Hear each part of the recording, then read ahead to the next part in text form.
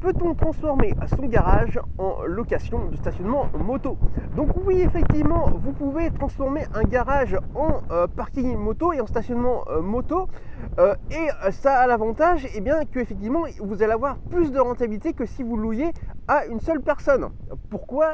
Tout simplement, si par exemple vous créez 3 emplacements moto dans votre garage, c'est 3 loyers qui vont tomber au lieu d'un seul. Par exemple, vous pouvez louer facilement 3 emplacements moto pour 35 € chacun, soit 105 € de loyer au total par mois, au lieu d'un seul emplacement pour une voiture par exemple, ou pour un seul locataire, en tout cas pour 80 € seulement. Donc vous augmentez votre rentabilité. Donc comment faire? Tout simplement pour pouvoir tout simplement organiser ces emplacements moto. Alors tout d'abord, il faut savoir, avant que je vous l'indique, c'est que vous n'avez pas besoin d'autorisation spécifique pour ça. Vous pouvez le faire puisque vous êtes chez vous dans votre garage. Donc la première chose à faire, c'est tout simplement de tracer à la peinture blanche des emplacements moto dans votre garage. Soit 2, soit 3. 3 c'est mieux, mais ça va dépendre tout simplement de la superficie de votre garage. Donc forcément, plus vous avez d'emplacements, et plus vous aurez le loyer, et plus possible, et plus vous aurez de rentabilité.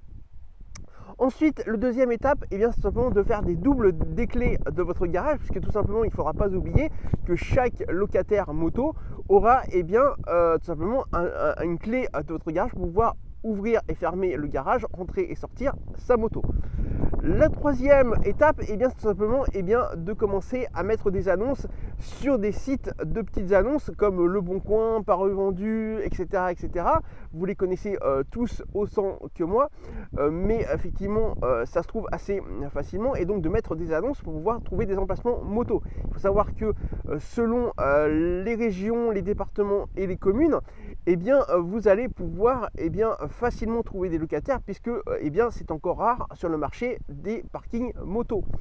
Enfin, la dernière étape, c'est de ne pas oublier de rédiger un bail avec vos locataires moto. C'est pas parce que ce sont des motos que vous ne devez pas faire tout simplement deux bails, afin que tout soit carré, comme si vous aviez un seul locataire, afin de pouvoir montrer votre sérieux, et enfin pouvoir que ce soit tout à fait légal et que vous n'ayez pas de soucis dans le futur.